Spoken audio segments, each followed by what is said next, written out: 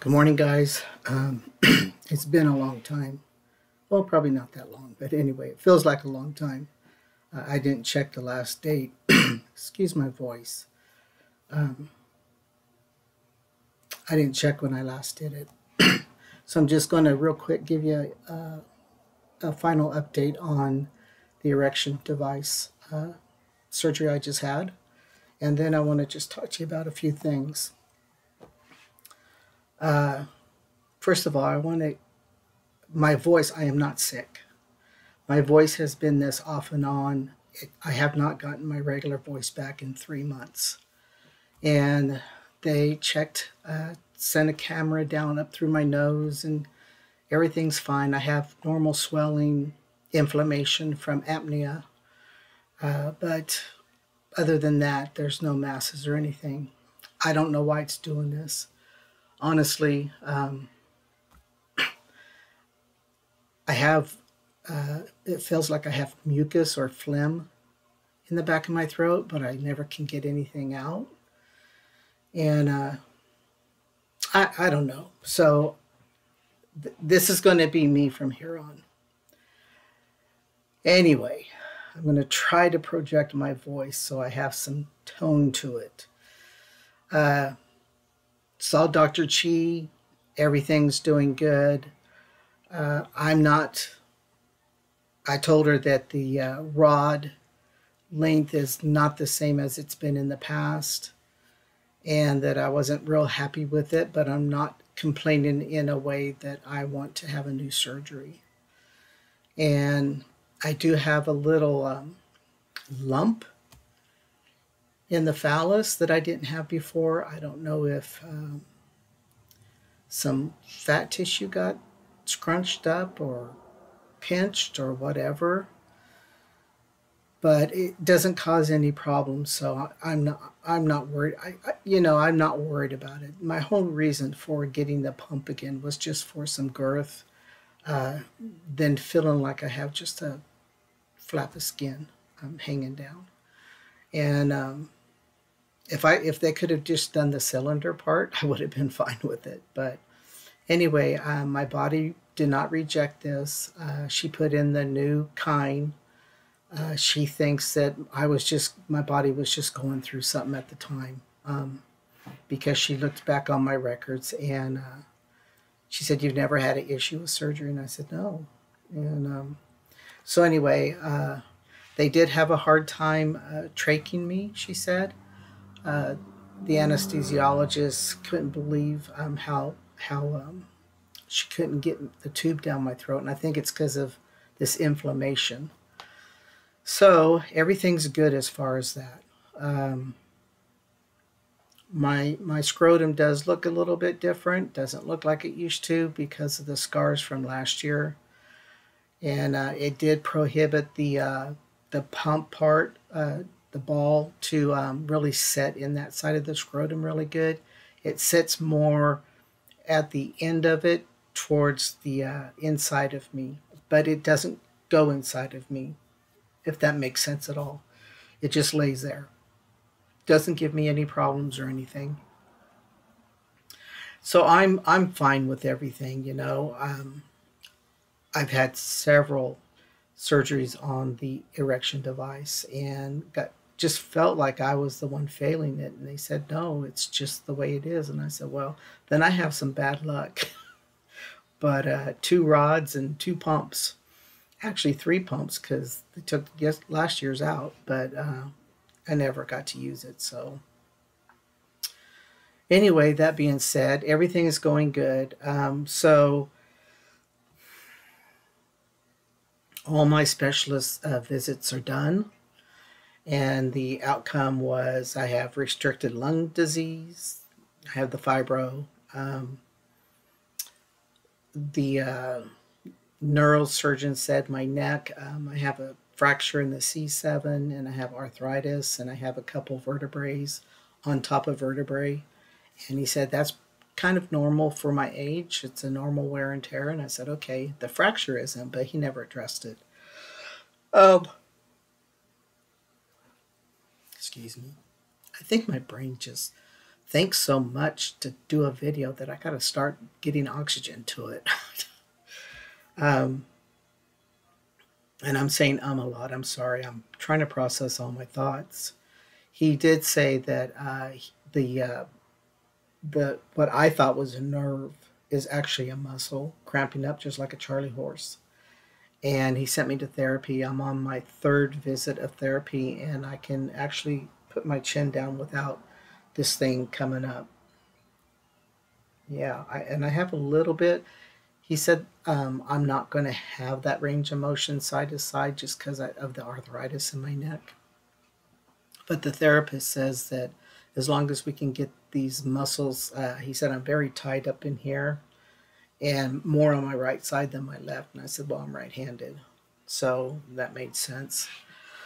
And he said as long as we can get those muscles loosened up to where it quits pinching, then that was our goal. So last week I went to therapy on Monday and Wednesday of last week, and or Monday and Friday, I can't remember. Anyway, and during the week, it felt like it was going to Charlie horse up, but I was able to stretch my neck like this, and it didn't come to a full blown Charlie horse. And then over the week, yeah, I went Friday because then over the weekend I didn't have a trigger at all.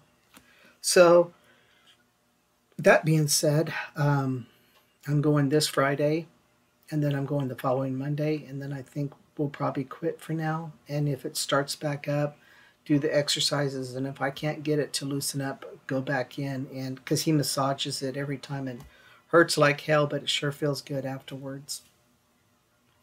So that's the outcome of my all everything that happened last year. So and so my blood pressure, I'm a white coat is what they told me. So every time I go to the doctor's office, my blood pressure is always up, and then it comes back down after a few minutes. Well, a couple months ago, it wasn't coming back down. So I bought a blood pressure cup, and I started doing it at home, and it was pretty much consistently about 140 over the late 80s to 90. And she told me that she said, I think you're a borderline. You're on the borderline. She said, we need to see it under 100 and or around 130. I think that was the 135. I can't remember, but just a tad bit over whatever she said. And then, of course, in the 80s, it's okay. But she says, I think you're on borderline. And so we talked about high blood pressure medication. I've been trying not to be on that because every male's on that, it seems. But she said, let's do a very light dose. And she talked about the different medicines. And then she said, the one I think will work for you is this one. And she said, it also will help with your swelling. And I said, okay, my legs swell up bad. The indentions don't just go away all of a sudden, they stay there for a few minutes. And so I'm on a low dose. I started out at 12.5 of hydrochlorothiazide, thiazide, something like that. And then my blood pressure didn't change, so I'm at 25, and my blood pressure has stabilized. And actually, I'm feeling pretty good, so maybe that was part of it too. I've had more energy, I last longer, except for my feet. But my feet are my feet no matter what I do, no matter if I'm sleeping, no matter if I'm awake, no matter if I'm sitting in a chair or standing up. I mean, that's just the way it is. So, overall, in health, I'm in pretty good shape for being 62 years old. Um, she says, you're very healthy. And she said, of course, you've got weight you could lose. She goes, but I understand why you have the weight on you. And she's very satisfied with everything that's going on with me now. So I always did not want a cupboard full of medicine like I saw my grandparents with. So I have a thyroid that I have to take every day. And then I have to take the blood pressure every day. And then I have to do the inhaler twice a day. Then at night, I take the sleeping pill that helps me sleep through the night, and I take the nortriptyline, which is for my fibro, and 2 puffs of inhaler. So I have to do 3 medicines twice a day, but they're different medicines. Now the thyroid I've been on for 30 years, so she did cut me down 1 day a week because I was had too much hormone in me, and so we'll see the results of that. I'm going to be doing some more lab work and getting them to meet with her. I haven't decided if I want it in person or via phone call. And with my voice, I might just go in person because it's just horrible to try to talk on the phone when you feel like you're losing your voice. So that's going on as far as my personal issues. And I want to talk about I've returned to the subject of body image a couple different times, but for different reasons. And I've noticed that I'm going to talk a little bit about my body image. Just remember, this is my body, not yours. I'm not talking about you, but with the changes in my penis because of the little lump in there and the length not being like it was, because when I pump it up, it does not grow like it did before, where you could see where you could get off on the not get off, but you get a jolt with it going up, and it doesn't do that now. So I had to pump once a day the first 6 weeks, I think, and now I don't have to. So I haven't really. I don't. It's not very.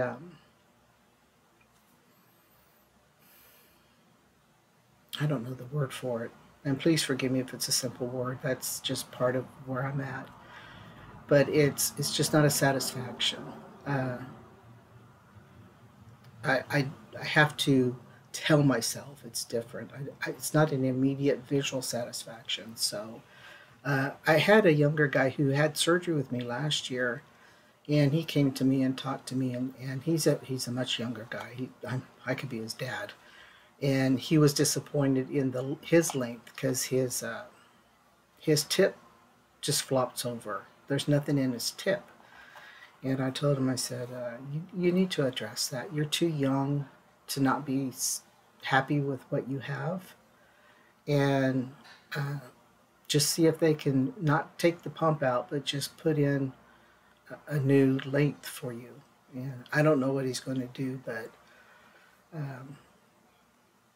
he's not real worried about it right now. So we'll see what happens with him.